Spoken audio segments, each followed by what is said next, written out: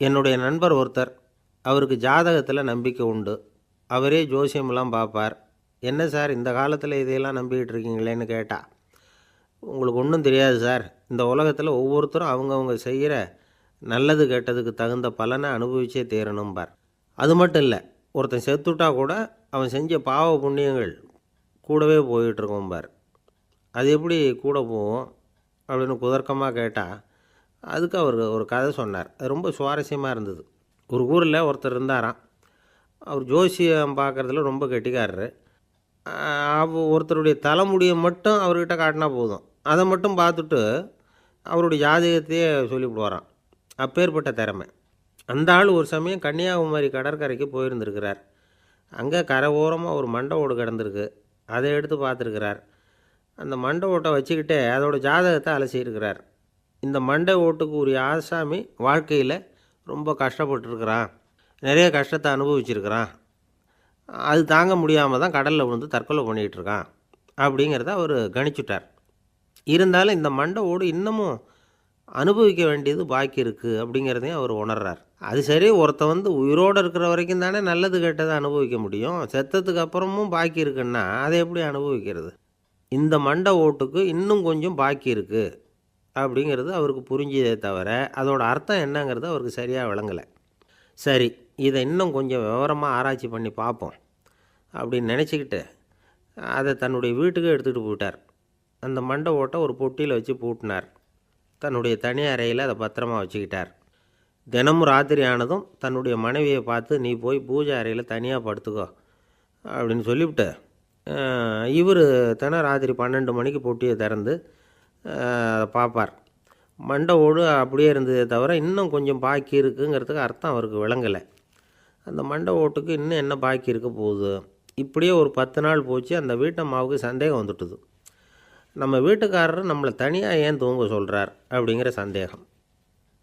உடனே பக்கத்து வீட்டு அம்மாக்கிட்ட விஷயத்தை சொல்லியிருக்கிறாங்க.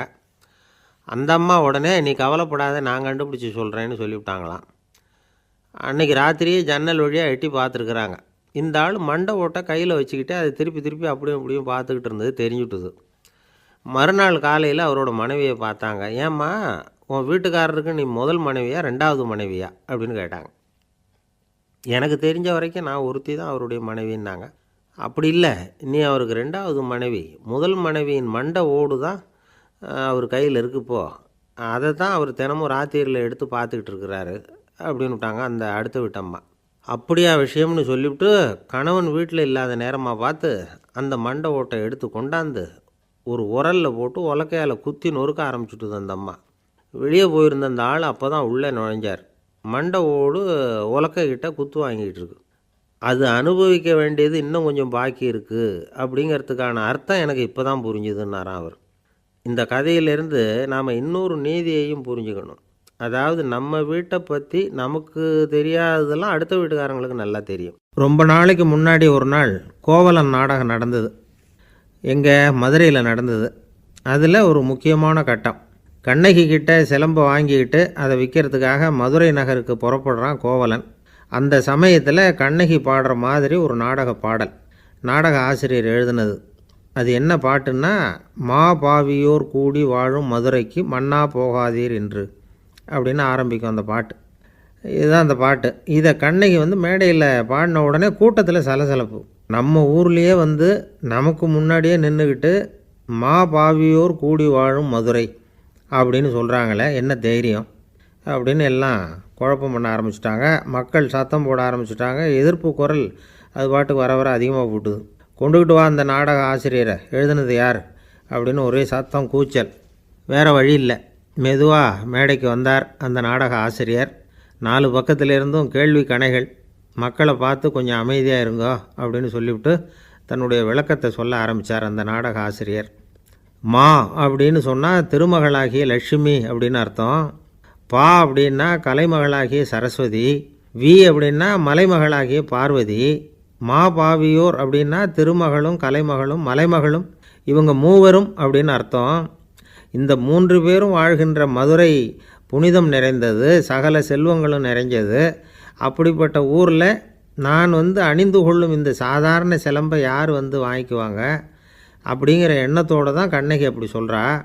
அதை நினச்சி தான் நான் எழுதினேன். ஆகவே மதுரையை ரொம்ப சிரமப்படுத்தணும், ரொம்ப மோசமாக எழுதணும் அப்படிங்கிற எண்ணம்லாம் எனக்கு கிடையாது. பெருமைப்படுத்தணும்னு நினச்சி தான் அப்படி எழுதினேன் அப்படின்னு விளக்கம் கொடுத்தாராம். இந்த விளக்கத்தை கேட்டதும் எல்லாரும் ரொம்ப சமாதானம் ஆகிட்டாங்களாம். இப்படி விளக்கம் கொடுத்த அந்த நாடக ஆசிரியர் யார் தெரியுமா? அவர் தான் தமிழ் நாடக உலகின் முதல் ஆசான் சங்கரதாஸ் சுவாமிகள். அவருக்கு நகைச்சுவை உணர்வும் அதிகம். 1920ஆம் ஆண்டு திருநெல்வேலியில் அவர் தங்கியிருக்கிறார் நாடகம் நடத்துறதுக்காக. அவர் தங்கியிருந்த வீட்டில் கொசு மூட்டைப்பூச்சி அதிகமாக இருந்திருக்கு. அவரால் தூங்கவே முடியல. அவர் அனுபவித்த தொல்லைகள் ஒரு பாட்டாக உருவாச்சு. வேடிக்கையாக ஒரு பாட்டு எழுதினாராம். மூட்டையும் கொசுவும் ஒரு வீட்டிலே மீட்டிங் போட்டால் முன்னே நிற்க யாரால் முடியும்? கொசு மோகன ராகம் போல சத்தம் போட்டு முன்னே நின்று செய்திடும் யுத்தம். இதை மறுநாள் நாடகத்தில் கோமாளி வேஷம் போட்ட ஒரு சிறுவனை விட்டு பாட வச்சுருக்கார்.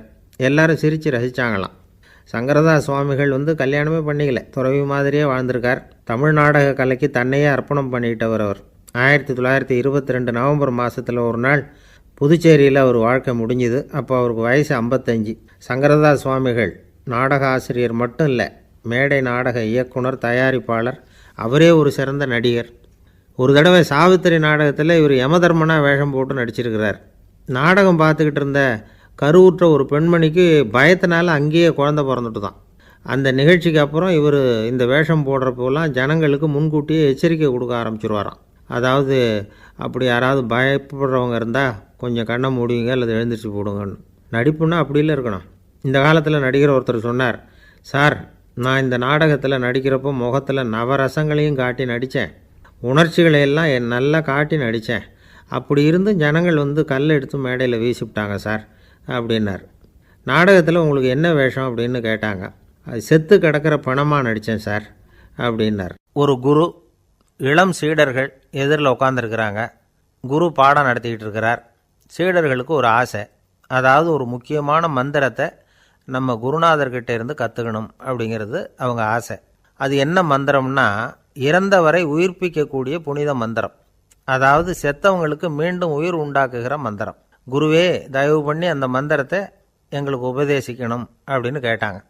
அது ரொம்ப ஆபத்தானது, அது என்னத்துக்கு உங்களுக்கு வேண்டாமேன்னாராம் குரு. எங்களுடைய நம்பிக்கை உறுதிப்படுறதுக்காகத்தான் கேட்குறோம், வேற ஒன்றும் இல்லை அப்படின்னாங்களாம் சீடர்கள். பக்குவப்படாத அறிவுங்கிறது ரொம்ப ஆபத்தானது அப்படின்னாராம் குரு. இது சீடர்களுக்கு புரியல. அது எப்படிங்க பக்குவப்படாத அறிவு ஆபத்தானதுன்னு சொல்கிறீங்க, அப்படின்னா என்ன அப்படின்னு கேட்டிருக்காங்க சீடர்கள். குரு அதுக்கு விளக்கம் கொடுத்தாராம். அந்த மந்திரத்தை எப்போ பயன்படுத்தணுங்கிறது முக்கியம். அதை அறியக்கூடிய ஞானம் ஏற்படுகிற வரைக்கும் அதை தெரிஞ்சுக்காமல் இருக்கிறது தான் நல்லது, இல்லைன்னா ஆபத்துன்னாராம். ஆனால் அந்த சீடர்கள் அதை கேட்குற மாதிரி இல்லை, ரொம்ப பிடிவாதம் பண்ண ஆரம்பிச்சிட்டாங்க. சரி வாங்க சொல்கிறேன்னார் குரு. எல்லோரும் வந்தாங்க. அந்த புனித மந்திரத்தை அவங்களுக்கு ரகசியமாக உபதேசம் பண்ணார். உபதேசம் பண்ணிவிட்டு அவங்களுக்கு எச்சரிக்கையும் கொடுத்தார். இந்த மந்திரத்தை நல்லா ஆராய்ச்சி பார்த்ததுக்கு அப்புறம்தான் உச்சரிக்கணும், அவசரப்பட்டு எதுவும் செஞ்சிடக்கூடாது அப்படின்னு ஒரு தடவைக்கு பல தடவை எச்சரிக்கை கொடுத்தார். சரின்னு சொல்லிவிட்டு அவங்கெல்லாம் மந்திரத்தை கற்றுக்கிட்டு எழுந்திரிச்சு போயிட்டாங்க. ஒரு நாள் அந்த சீடர்கள் எல்லாம் மணற்பாங்கான இடத்துல அப்படியே நடந்து போயிட்டுருக்கிறாங்க. ஒரு பாலைவன பகுதி மாதிரி ஒரு இடம். அங்கே ஒரு இடத்துல எலும்புகள் குவியலாக கிடந்தது. உடனே இந்த சீடர்கள் முன்ன பின்ன யோசிக்காமல், தியானமும் பண்ணாமல், அந்த மந்திரத்தோட பயனை சோதித்து பார்க்கணும் அப்படின்னு நினச்சிக்கிட்டு அந்த மந்திரத்தை உச்சரிக்க ஆரம்பிச்சிட்டாங்க. அவ்வளோதான். உடனே என்னாச்சு தெரியுமா? அந்த எலும்புகள் எல்லாம் ஓநாய்களாக மாறி அவங்கள துரத்த ஆரம்பிச்சிட்டுது. சீடர்கள் எல்லாம் தலைதெறிக்க ஓட ஆரம்பிச்சிட்டாங்க. ஓநாய்களும் விடலை, அவங்கள துரத்தி பிடிச்சி கடித்து குதற ஆரம்பிச்சிட்டுது. அப்போ தான் அந்த சீடர்களுக்கு குரு சொன்ன அறிவுரையோட அர்த்தம் புரிஞ்சுது. பக்குவப்படாத அறிவு ஆபத்தானது அப்படிங்கிறது. அதனால் இதிலேருந்து நாம் தெரிஞ்சுக்க வேண்டியது என்னென்னா, நாம் நம்ம அறிவை வளர்த்துக்கிட்டால் மட்டும் போதாது, அந்த அறிவை எப்போ எப்படி பயன்படுத்தணும் அப்படிங்கிற பக்குவமும் நமக்கு வரணும். அப்போ தான் வாழ்க்கை நல்லபடியாக அமையும், இல்லைன்னா இடைஞ்சல் தான். இந்த காலத்தில் சில சின்ன பிள்ளைங்களுக்கே அறிவு ரொம்ப பக்குவப்பட்டிருக்குங்கிறத உணர முடியுது. ஒரு சின்ன பையன் பள்ளிக்கூடத்தில் மார்க் லிஸ்ட்டு கொடுத்தாங்க, வாங்கிக்கிட்டு அவசரமாக வீட்டுக்கு ஓடினான். எதிரில் வந்த ஒருத்தர் கேட்டார், என்ன அவசரம், ஏன் இப்படி வேகமாக ஓடுறேன்னார். எங்கள் அம்மா கிட்ட அடி வாங்கணும், அதுக்காக தான் ஓடுறேன்னா. அடி வாங்கிறதுக்கா இவ்வளவு அவசரம்னார் அவர். அப்படி இல்லைங்க, நான் போகிறதுக்குள்ளே எங்கள் அப்பா வீட்டுக்கு வந்துட்டாருன்னா அவர்கிட்ட அடி வாங்க வேண்டியிருக்கும். அதை அவாய்ட் பண்ணுறதுக்காக இப்படி ஓடுறேன் அப்படின்னு நானான் அந்த பையன். ஒரு காடு, நல்ல மரம்லாம் செழிச்சு இருந்தது. அப்படிப்பட்ட காட்டில் ஒரு சாது இருந்தார். அவர் எப்படின்னா எப்பவும் ஒரு மரத்தடியில் உட்காந்துருப்பார். ஏன்னா அவருடைய இருப்பிடமே அதுதான். அவர் என்ன பண்ணுவார், 3 கல் வச்சுருந்தார். செங்கல் மாதிரி இருக்கும், ஆனால் அதை விட கொஞ்சம் பெருசாக இருக்கும். எதுக்கு அந்த 3 கல்லுன்னா அதுதான் அவருடைய படுக்கை. அதாவது தூங்குறப்ப ஒரு கல்லை தலைக்கு கீழே வச்சுக்குவார், இன்னொரு கல்லை இடுப்புக்கு கீழே வச்சுக்குவார், இன்னொரு கல்லை காலுக்கு கீழே வச்சுக்குவார். உடம்பை ஒரு அப்படியே ஒரு தகட்டால் மூடிக்குவார், அப்படியே தூங்கி போடுவார். மழை பெய்யுதுன்னு வச்சுங்க, அவர் உடம்பு 3 கல் மேலே இருக்குதா, அதனால் தண்ணி அடியில் ஓடி போடும், உடம்பு நனையாது. மேலே தகடு இருக்கிறதுனால மழையும் உடம்புல படாது. அவர் தூக்கமும் கெடாது, நிம்மதியாக தூங்குவார். பகலில் அந்த 3 கல்லையும் ஒரு சேர ஒரு அடுப்பு மாதிரி வச்சு அது மேலே உட்காந்துக்குவார். அதனால் பாம்பு பூச்சி எதுவும் அவரை தொந்தரவு பண்ணுறதில்ல, அது பாட்டுக்கு நகர்ந்து போயிடும். அவர் பாட்டுக்கு நிம்மதியாக இருப்பார். யாராவது எதையாவது கொண்டுகிட்டு கொடுத்தா அதை வாங்கி சாப்பிடுவார், அவ்வளவுதான். ஒரு நாள் அந்த நாட்டு அரசன் காட்டுக்கு வேட்டையாட வந்தான். அந்த வழியாக வந்தப்போ இந்த சாது படுத்துருக்கிறத பார்த்தான், பரிதாபப்பட்டான். ஐயோ பாவம், இவர் இப்படி இந்த கல் மேலே உடம்பை வச்சுக்கிட்டு தூங்குறாரே, என்ன பாடுபடுவார். இவரை நாம் அரண்மனைக்கு அழைச்சிட்டு போய் சுகமாக நிம்மதியாக இருக்கிறதுக்கு வழி செஞ்சு கொடுப்போம், அது ரொம்ப நல்லாயிருக்கும் அப்படின்னு நினச்சான். அப்படி நினச்சிக்கிட்டே அரண்மனைக்கு வந்துட்டான். அதுக்கப்புறம் ஒரு பல்லக்கையும் 2 சேவகர்களையும் காட்டுக்கு அனுப்பி அந்த சாதுவை மெதுவாக இங்கே அழைச்சிட்டு வந்துடுங்க அப்படின்னு சொல்லி அனுப்பி வச்சான். இவங்க போய் அவர்கிட்ட விவரத்தை சொன்னாங்க. எனக்கு என்னத்துக்கு அரண்மனை வாசம் அப்படின்னார். இருந்தாலும் மன்னர் உத்தரவு, நீங்கள் அவசியம் வரணும் அப்படின்னாங்க இவங்க. சரின்னு சொல்லிவிட்டு வேறு வழி இல்லாமல் புறப்பட்டார். புறப்படும் பொழுது என்ன பண்ணார்னா, மறக்காமல் அந்த 3 கல் ஒரு தகடு அதையும் எடுத்து பல்லக்கில் வச்சுக்கிட்டார். என்னத்துக்கு இதையெல்லாம் எடுத்து வைக்கிறாரு அப்படின்னு சொல்லி அவங்க யோசனை பண்ணாங்க. இருந்தாலும் அதை பற்றி ஒன்றும் கேட்கல. பேசாமல் அவரை அழைச்சிட்டு போய் அரண்மனையில் விட்டுட்டாங்க. அரசன் ஓடி வந்தான், வரவேற்றான், அறுசுவை உணவு படைத்தான். அவர் படுக்கிறதுக்கு தங்க கட்டில், பட்டு மெத்தை, இப்படி எல்லாம் ஏற்பாடு பண்ணி வச்சான். இங்கே படுத்து ஓய்வு எடுத்துக்குங்க அப்படின்னு சொல்லிவிட்டு அவன் பாட்டு போயிட்டான்.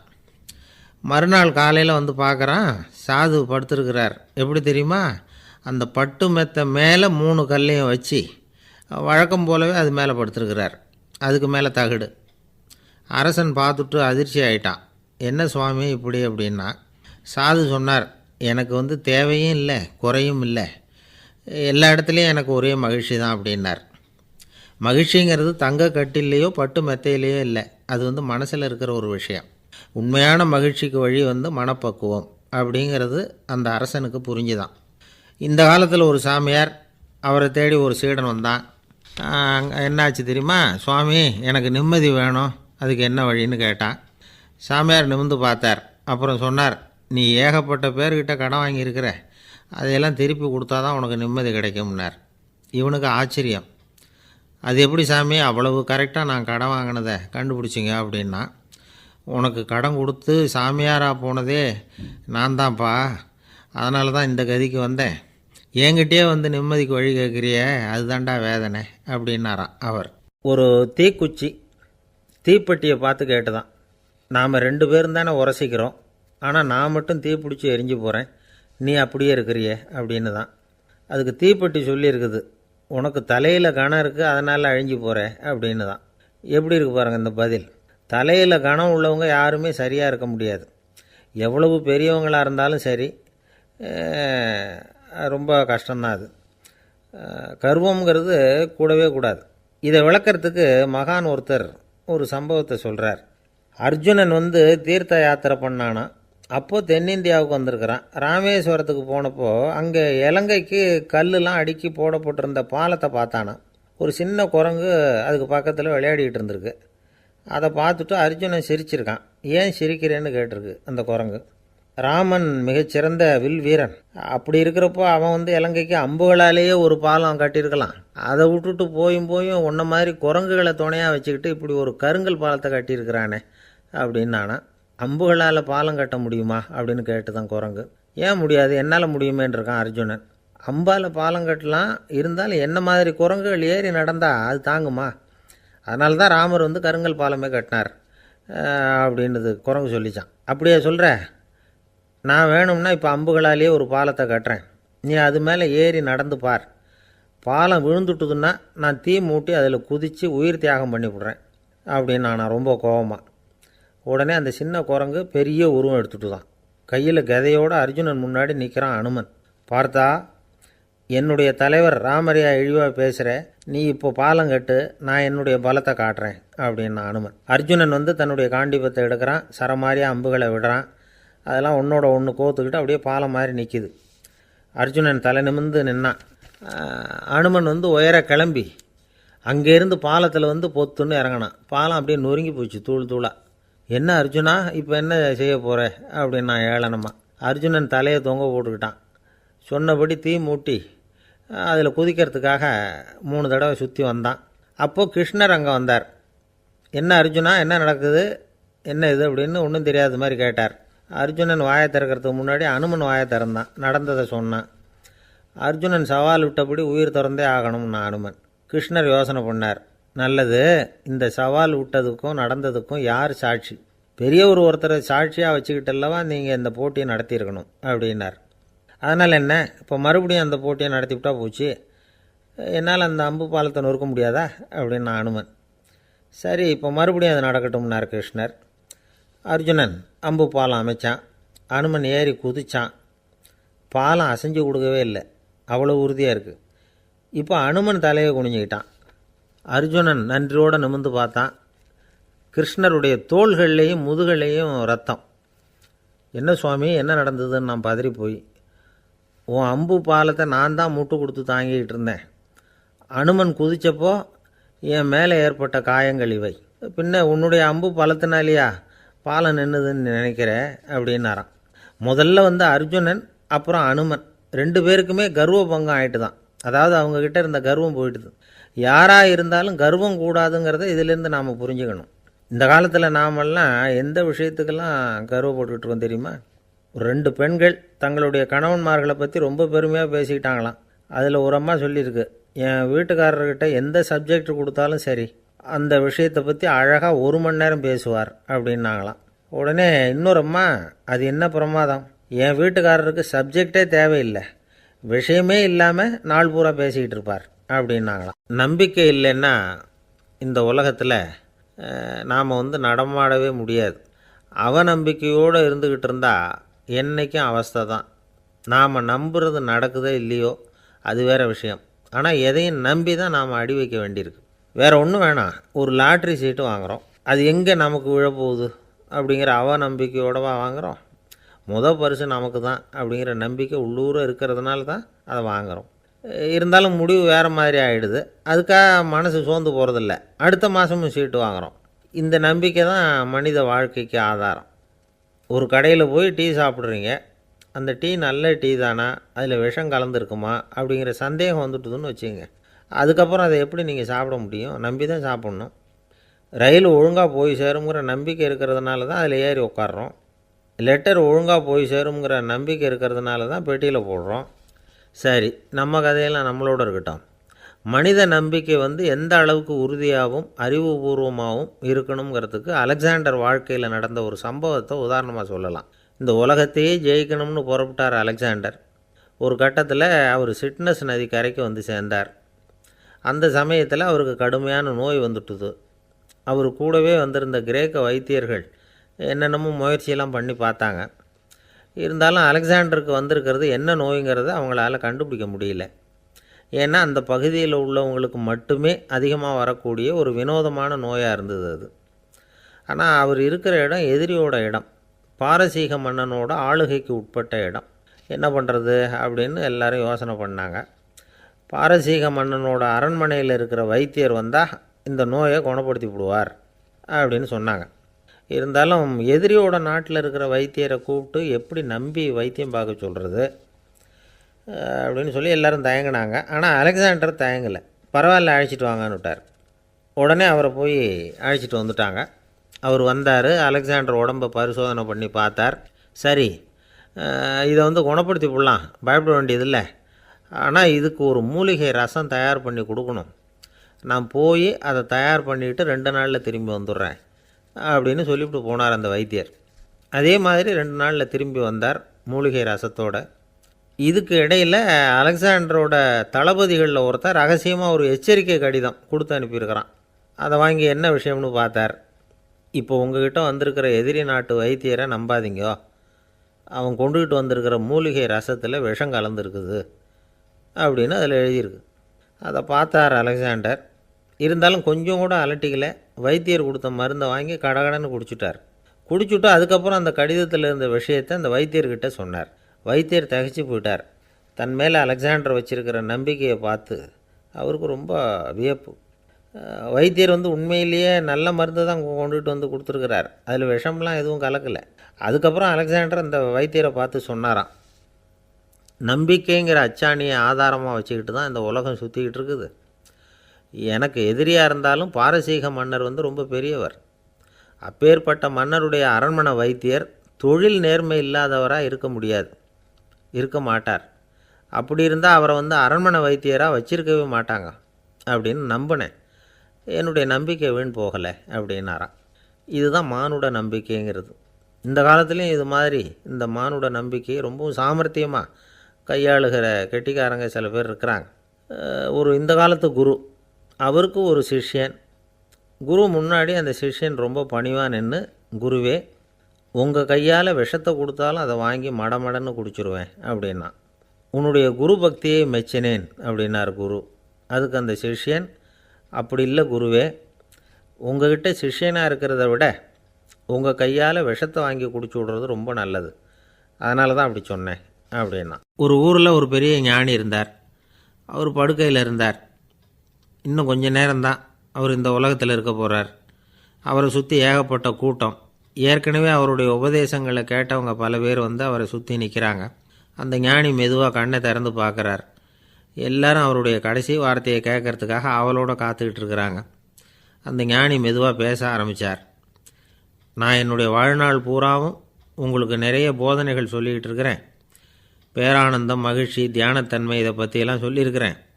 இப்போ நான் வேறு ஒரு கரைக்கு போய்கிட்டுருக்கிறேன். நான் இனிமேல் இந்த கரையில் இருக்க மாட்டேன். நீங்கள் நான் சொன்னதையெல்லாம் கேட்டீங்க, ஆனால் எதையும் நீங்கள் நடைமுறைப்படுத்தி பார்க்கல. எல்லாம் கேட்டதோடு சரி, அதோடு விட்டுவிட்டீங்க. அப்புறம் அதை தள்ளி போட்டுக்கிட்டே வந்துட்டீங்க. மேலும் அதை தள்ளி போடுறதுல எந்த பிரயோஜனமும் கிடையாது. இப்போ நான் போய்கிட்டு இருக்கிறேன், உங்களில் யாராவது என்னோட வர்றதுக்கு தயாரா அப்படின்னு கேட்டார்.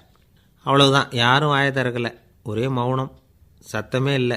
ஒருத்தர் பார்த்துக்கிட்டே நிற்கிறாங்க. அந்த கூட்டத்தில் ஒரு ஆள் அந்த ஞானி கூடவே 40 வருஷத்துக்கு மேலே இருந்திருக்கிறான். அவனும் வாயை திறக்காமல் இன்னொருத்தன் முகத்தை பார்த்துக்கிட்டே நிற்கிறான். இந்த சமயத்தில் பின்னாடி நின்றுக்கிட்டு இருந்த ஒருத்தன் கையை தூக்கினான். ஞானி அவனை பார்த்தார். சரி, ஒருத்தனுக்காவது நம்மோட வர்றதுக்கு தைரியம் இருக்குது அப்படின்னு நினச்சார். ஆனால் அந்த ஆள் என்ன சொன்னான் தெரியுமா?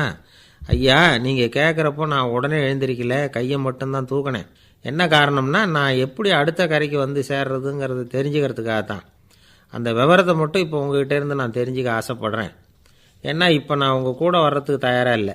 எவ்வளவோ காரியங்களை நான் இன்னும் இங்கே முடிக்க வேண்டி இருக்குது. வீட்டுக்கு ஒரு விருந்தினர் வந்திருக்கிறார். என்னுடைய இளைய மகனுக்கு கல்யாணம் பண்ணி வைக்கணும். அதனால் இன்றைக்கி உங்கள் கூட வர முடியாது. அது மட்டும் இல்லை, இப்போ உங்கள் கூட அடுத்த கரைக்கு வந்தால் திரும்பி வர முடியாதுன்னு வேறு சொல்கிறீங்க. அதனால் இப்போ நான் வரல. இன்னொரு நாள் நிச்சயமாக நான் வர்றேங்க, உங்களை சந்திக்கிறேன். அதனால் இப்போ நீங்கள் இன்னொரு தடவை எங்களுக்கு விளக்கமாக சொல்லணும். ஏற்கனவே பல தடவை சொல்லியிருக்கிறீங்க. தயவு பண்ணி இப்போ ஒரு தடவை சொன்னீங்கன்னா சௌகரியமாக இருக்கும். அந்த அடுத்த கரையை அடையிறது எப்படி? இப்போ ஒரு தடவை அதை விளக்கமாக சொல்லிட்டிங்கன்னா நல்லா ஞாபகப்படுத்திக்குவேன். அது சரியான சமயம் வர்றப்போ இது எனக்கு உதவியாக இருக்கும் அப்படின்னு நானும். ஆனால் உண்மை என்ன தெரியுமா? அந்த சரியான சமயம் வரவே இல்லை அப்படிங்கிறது தான் உண்மை. இப்படி அந்த கதை முடியும். இந்த கதை அந்த ஒரு ஆளுக்கு மட்டும் இல்லை, கிட்டத்தட்ட எல்லாருக்குமே அது பொருந்தும் அப்படிங்கிறாங்க விவரம் தெரிஞ்சவங்க. எல்லாருமே அந்த சரியான தருணத்துக்காகத்தான் காத்துக்கிட்டு இருக்கிறாங்களாம். அதுக்காக ஜோசியம் பார்க்குறாங்க, கைரேகை பார்க்குறாங்க. நாளைக்கு என்ன நடக்குங்கிற ஆவலில் எல்லாரும் காத்துக்கிட்டு இருக்கிறாங்க. ஆனால் அந்த ஒரு நாள் ஒருபோதும் வரப்போகிறதில்ல. நீங்கள் தள்ளி போடுறதுக்காக பல அர்த்தமில்லாத காரணங்களை தேடுறீங்க அப்படிங்கிறார் ஒரு ஞானி. காத்திருக்கிறதுலேயே நம்ம காலம் ஓடி போயிடுது. ஏன்னா இன்றைக்கி நாம் சிந்திக்கிறது நாளைக்கு நாம் சிந்திக்கிறது இல்லை. ஒவ்வொரு நாளும் ஒவ்வொரு மாதிரி போயிடுது. நாளைக்கு மறுநாளை பற்றியே சிந்திக்கிறோம். இப்படியே அது பாட்டுக்கு போயிடும். கரையை தொட்டு பார்க்குறது எப்போ? இதுதான் கேள்வி. நமக்கு வேண்டியப்பட்ட ஒருத்தர் ஒரு ரயில்வே பிளாட்ஃபாரத்தில் நின்றுட்டு இருக்கிறார். அங்கே இருக்கிறவங்ககிட்ட கேட்குறாராம், விசாரிக்கிறார், ஏங்க கிழக்க போகிற ரயில் போயிட்டுதுங்களான்னாராம். போயிட்டுதுன்னு இருக்கிறாங்க. கொஞ்ச நேரம் கழித்து ஏங்க மேற்க போகிற ரயில் போயிட்டுதுங்களான்னு கேட்டிருக்காரு. போயிட்டுதுங்களான் இருக்காங்க. அப்புறம் கொஞ்சம் நேரம் கழித்து மறுபடியும் ஏங்க 10:30 மணி வண்டி போட்டுதான்னு கேட்டிருக்கார். தொடர்ந்து காலையிலேருந்து சாயந்தரம் வரைக்கும் இப்படி ஒரே இடத்துல நின்றுக்கிட்டு கேட்டுக்கிட்டே இருக்கிறார். இதை பார்த்துக்கிட்டு இருந்த ஒருத்தர் அவர்கிட்ட வந்து, ஏங்க நீங்கள் எங்கே போகணும் அப்படின்னு கேட்டாராம். இவர் மெதுவாக சொன்னாராம், இந்த ரயில்வே லைனை தாண்டி அந்த பக்கம் போகணும் அப்படின்னாராம். ஒரு நண்பர் அவர்கிட்ட பேசிக்கிட்டு இருந்தேன். மனித உறவுகள் பற்றி அவர் சொல்லிகிட்டு இருந்தார். அமெரிக்காவில் தந்தை மகன் உறவு எப்படி இருக்குது அப்படிங்கிறத விளக்கிறதுக்கு அவர் ஒரு கதையை சொன்னார். ஒரு அப்பா பகல் பூராவும் அலுவலகத்தில் வேலை, ஓடி ஆடி உழைச்சிக்கிட்டு களைச்சி போய் ராத்திரி 10 மணிக்கு மேலே வீடு திரும்பினான். வீட்டு வாசலில் அவரோட மகன் காத்துக்கிட்டு இருக்கிறான். இன்னமும் தூங்கலை. அப்பாவை வாசல்லையே தடுத்து நிறுத்தி, அப்பா உனக்கு சம்பளம் எவ்வளவு அப்படின்னு கேட்குறான். ஏற்கனவே ஆஃபீஸு பிரச்சனைகளால் அலுத்து போய் திரும்புகிற அப்பாவுக்கு கோவம் வந்துடுது. என்னடா இப்படிலாம் கேளுன்னு உங்கள் அம்மா உனக்கு சொல்லி கொடுத்தாளா அப்படின்னு சொல்லிவிட்டு உள்ளே போய் சட்டையை கட்டி மாட்டிவிட்டு குளிச்சுவிட்டு மறுபடியும் வெளியில் வந்து உடையை மாற்றுகிற சமயம் அப்போ மறுபடியும் மகன் உள்ளே வந்து நிற்கிறான் அவர் முன்னாடியே. அப்பா உனக்கு எவ்வளவு சம்பளங்கிறான் மறுபடியும். அப்பாவுக்கு எரிச்சல் அதிகமாகிட்டுது. மணிக்கு $20 போதுமா அப்படின்னார். அப்படின்னா எனக்கு ஒரு $10 தர முடியுமான்னா மகன். இதுக்கு தான் என் சம்பளம் எவ்வளவுன்னு கேட்டியா? 2ஆம் வகுப்பு படிக்கிற உனக்கு எதுக்குடா $10 அப்படின்னு கத்திவிட்டு தொலைக்காட்சி பெட்டியின் முன்னாடி போய் உட்காந்துக்கிட்டு ஏதோ நிகழ்ச்சியை பார்க்க ஆரம்பிச்சிட்டார். கொஞ்ச நேரம் கழித்து மறுபடியும் மகன் வந்து நிற்கிறான். அப்பா ப்ளீஸ் எனக்கு ஒரு $10 கொடுக்க முடியுமா? மகனுடைய கண்களில் கண்ணீர். என்னடா அவன் கண்ணீரை காட்டி காரியம் சாதிக்கலாம்னு பார்க்குறியா? ஒரு காசு கூட கொடுக்க மாட்டான் போ அப்படின்னு விரட்டி விட்டான். மகன் கண்ணீரை தொடச்சிக்கிட்டே கண்ணை தொடச்சிக்கிட்டு பேசாமல் போய் படுத்துக்கிட்டானான். கொஞ்ச நேரம் ஆச்சு. அப்பாவோட கோபம் கொஞ்சம் கொஞ்சமாக குறைஞ்சிது. பிள்ளைகிட்ட கோபமாக கத்துனது தப்பு தாங்கிறது புரிஞ்சுது அவனுக்கு. எழுந்திரிச்சு போனான், படுக்கை இறக்கி போனான். மகனை பார்த்தான். அவன் தலையணையை கட்டி பிடிச்சிக்கிட்டு அழுதுகிட்டு இருக்கிறான். அவனை மெல்ல நெருங்கி அவங்ககிட்ட எதமாக பேசுகிறதுக்கு ஆரம்பித்தானான். எதுக்குடா உனக்கு $10 பள்ளிக்கூடத்தில் கேட்டாங்களா அப்படின்னு கேட்டானான். மகன் சொல்லியிருக்கான், இல்லை டாடி, உனக்கு 1 மணி நேரம் சம்பளம் $20ன்னு சொன்னேன். நீ ஏற்கனவே எனக்கு கொடுத்த பாக்கெட் மணி $10 என்கிட்ட இருக்குது. இப்போ நீ இன்னொரு $10 கொடுத்தீங்கன்னா அதையும் சேர்த்து $20 ஆகிடும். அந்த $20 நான் உனக்கு கொடுத்துருவேன். அப்படி கொடுத்தா நீ என் கூட 1 மணி நேரம் செலவழிப்ப இல்லையா? அதுக்காக தான் $10 கேட்டேன் அப்படின்னு சொன்னானான். அந்த அப்பா கண்ணு கலங்கி போச்சான். ஆதரவோடு தன்னுடைய மகனை கட்டி பிடிச்சி அழ ஆரம்பிச்சிட்டாராம். இதுதான் நண்பர் சொன்ன கதை. அமெரிக்கா மட்டும் இல்லை, உலகம் பூராவும் இன்றைக்கி மனித உறவுகள் இப்படி தான் மாறிட்டுருக்கு. பெரியவர்கள் அறிவுரை என்ன தெரியுமா? உங்கள் குழந்தைகளிடமிருந்து குழந்தை பருவத்தை பிரித்து விடாதீர்கள் அப்படிங்கிறது தான். அதாவது இன்றைய குழந்தைகள் தங்கள் பிருந்தாவனத்தை இழந்து விடுகிறார்கள் அப்படிங்கிறது அவங்களுடைய கருத்து. இந்த நிலைக்கு நாம் காரணமாக இருந்துடக்கூடாது. குழந்தைகளோட விளையாடுவோம், குடும்பத்தோடு உறவாடுவோம் அப்படிங்கிறது தான் நம்முடைய நோக்கமாக இருக்கணும். இன்றைய உறவு முறைக்கு இன்னொரு உதாரணம் சொல்லுவாங்க. ஒருத்தர் வந்தாராம். அவர் பக்கத்தில் ஒரு சின்ன பையன். நாம் அவரை விசாரிக்கிறோம், யார் இந்த பையன் அப்படின்னா அவர் சொல்கிறார், இவன் எனக்கு தூரத்து உறவு அப்படின்னாராம். இந்த தூரத்து உறவுன்னா எப்படின்னு இருக்கான். இதுக்கு அவன் சொல்லியிருக்கிறான், இவன் எங்கள் அப்பாவுக்கு 8வது புள்ள அப்படின்னானான். ஒரு ஆசாமி வேகமாக ஓடிக்கிட்டு இருந்தான். ஏன் இப்படி ஓடுறேன்னு கேட்டார் இன்னொருத்தர். அங்கே ஒரு ஆள் அடிபட்டு கிடக்கிறான், அதை பார்த்தேன், உடனே ஓடுறேன்னா. எங்கேன்னு கேட்டார். ஆஸ்பத்திரிக்குன்னா. ஒரு ஆள் அடிபட்டு கிடக்கிறத பார்த்தா உடனடியாக நாம் செய்ய வேண்டியது முதல் உதவி, அதுக்கப்புறம் தான் ஆஸ்பத்திரி. இன்றைக்கி விபத்துங்கிறது சர்வசாதாரணமாக நடந்துக்கிட்டு இருக்குது. வாகன விபத்து, வெடிகுண்டு விபத்து, தீ விபத்து, கட்டடம் சரியறது, பூகம்பம், இப்படி நிறைய நடக்குது. ஒரு விபத்தை பார்த்துட்டா நம்மளில் பல பேர் நமக்கு என்னத்துக்கு வம்புன்னு ஒதுங்கி போயிடுறதும் உண்டு. சில பேர் துணிஞ்சு கிட்ட போய் உதவி செய்கிறதும் உண்டு. அப்படி உதவி செய்ய நினைக்கிறவங்களுக்கு உபயோகப்படுற தகவல் இது. விபத்தில் காயமடைஞ்சவங்களை 3 பிரிவாக பிரிக்கலாமா. முதல் வகை கொஞ்சம் சீரியஸானது, உயிருக்கு உடனே ஆபத்து தரக்கூடியது. மூளை காயம், முகம், கழுத்து காயங்கள், இருதயம், நுரையீரல் காயங்கள், வயத்தில் உள்ளுறுப்பு காயங்கள், அதிகப்படியான இரத்தப்போக்கு, இதனால எல்லாம் பாதிக்கப்பட்டிருந்தால் அது முதல் வகை. அப்படின்னு நாமளே மனசுக்குள்ளே முடிவு பண்ணிக்கணும். இவங்களுக்கெல்லாம் உடனடியாக முதல் உதவி கொடுக்கணும். தாமதப்படுத்தாமல் ஆஸ்பத்திரிக்கு கொண்டுகிட்டு போயிடணும். இப்படி கொஞ்சம் எச்சரிக்கையாக நடந்துக்கிட்டால் அவங்களில் பல பேரை காப்பாற்றி போடலாம். ரெண்டாவது வகை எப்படின்னா, முதல் உதவி விரைவாக கிடைச்சா உயிர் பிழைக்கக்கூடிய மார்பு காயங்கள், கைகால் எலும்பு முறிவு, இடுப்பு முதுகெலும்பு காயம், சீரான இரத்த சேதம், இப்படிப்பட்டவங்களை ரெண்டாவது வகையாக பிரிக்கணும். ஆபத்து இல்லாத சிராய்ப்புகள், சிறு காயங்கள், இரத்த உறைவுகள், இதனால் பாதிக்கப்படுறவங்க மூணாவது வகை. ஒருத்தர் தலையில் அடிபட்டு நினைவு விழுந்துட்டார்னு வச்சுங்க, அவருக்கு வாந்தி வர்றதுனால புறையேறி மூச்சு அடைப்பு உண்டாகும். இப்படி ஆகாமல் இருக்கிறதுக்காக தலையை ஒரு பக்கமாக சாய்ச்சி வைக்கலாம். நாடி துடிப்பையும் இதய துடிப்பையும் தொட்டு பார்க்கணும். அது குறைஞ்சிருந்தாலும் சரி, நின்று இருந்தாலும் சரி, அவர் மார்பை நிமிஷத்துக்கு 80 தடவை உள்ளங்கையால் அழுத்தி இதய துடிப்பை மீட்கிறதுக்கு உதவி பண்ணணும். கழுத்தில் காயம்பட்டாலும் ஆபத்து அதிகம். கழுத்துக்கு அடியில் ஒரு துண்டை மடித்து வைக்கலாம். 2 பக்கமும் சின்ன தலையணை அல்லது துணி மடிப்புகளை வச்சு கழுத்தை அதிகமாக அசையாமல் பார்த்துக்கலாம். முதுகெலும்பு முறிஞ்சிருக்குமோ அப்படிங்கிற சந்தேகம் இருந்ததுன்னா அவரை அதிகமாக அசைய விடக்கூடாது. அதிகமாக அசைஞ்சால் தண்டு இடத்துல பாதிப்பு ஏற்பட்டு கைகால் விளங்காமல் போயிடும். அவரை ஒரு கனமான போர்வை இல்லைன்னா பாயில் படுக்க வச்சு 4 பேர் மெதுவாக தூக்கி மருத்துவ உதவிக்கு அனுப்பி வைக்கலாம். கையெலும்பு முறிஞ்சிருந்தால் முறிஞ்ச பாகத்தை உடம்போடு சேர்த்து அசையாமல் கட்டி போடலாம். கால் எலும்பு முறிஞ்சிருந்தால் மற்ற காலோடு சேர்த்து கட்டி போடலாம். முறிஞ்ச பாகம் தொங்காமல் பார்த்துக்கணும். அப்போ தான் வீக்கம் உண்டாகாமல் இருக்கும். வெட்டு காயம், குண்டடிப்பட்ட காயம், இதிலெல்லாம் ரத்தப்போக்கு அதிகமாக இருக்கும். ரத்தம் வெளியேற ஆபத்து அதிகம். சுத்தமான துணியை பல மடிப்புகளை மடித்து காயத்தின் மேலே வச்சு அழுத்தமாக ஒரு 10 நிமிஷம் பிடிச்சிக்கணும். ரத்தம் நின்ன உடனே காயத்துக்கு கட்டு போடலாம். சில சமயம் காயம்பட்ட பாகத்தை உயரமாக தூக்கி பிடிச்சிக்கிட்டா தான் ரத்த கசிவு நிற்கும். இந்த விவரங்களையெல்லாம் கொஞ்சம் மனசில் வாங்கி வச்சுக்கிட்டோம்னா சமயத்தில் உதவும். ஏன்னா இந்த காலத்தில் விபத்து எந்த ரூபத்தில் எப்போ வரும்னு யூகிக்கவே முடியல. நண்பர் ஒருத்தர் சொன்னார், நேற்றுக்கு பாருங்கள் சார், என் கண்ணு முன்னாடியே ஒரு சின்ன விபத்து நடந்ததுன்னார். என்னன்னு விசாரித்தோம். ஒரு பஸ்ஸில் வந்துக்கிட்டு இருந்தேன். அந்த பஸ்ஸில் பின்பக்கம் படி ஓரமாக நின்றுக்கிட்டு இருந்த ஒருத்தர் ரோட்டில் விழுந்துட்டார். டிரைவர் அதை கவனிக்கலை, நிறுத்தாமல் அவர் பாட்டுக்கு போகிறாருன்னார். கண்டக்டர் உடனே விசில் கொடுத்து பஸ்ஸை நிறுத்த வேண்டியது தானே அப்படின்னோம். அதுதான் சார் முடியாமல் போச்சுன்னார் அவர். ஏன்னு கேட்டாங்க. தவறி கீழே விழுந்ததே ஒரு சீன தேசத்து அரசர் இருந்தார். அவருக்கு வயசாயிட்டுது. அவருக்கு அடுத்தபடியாக அவருடைய புள்ள பட்டத்துக்கு வரணும், ஆட்சி பொறுப்பை ஏற்றுக்கணும். ஒரு நல்ல தலைவனுக்கு இருக்க வேண்டிய பண்புகள்லாம் தன்னுடைய மகனுக்கு இருக்கணும்னு விரும்பினார் அந்த அரசர்.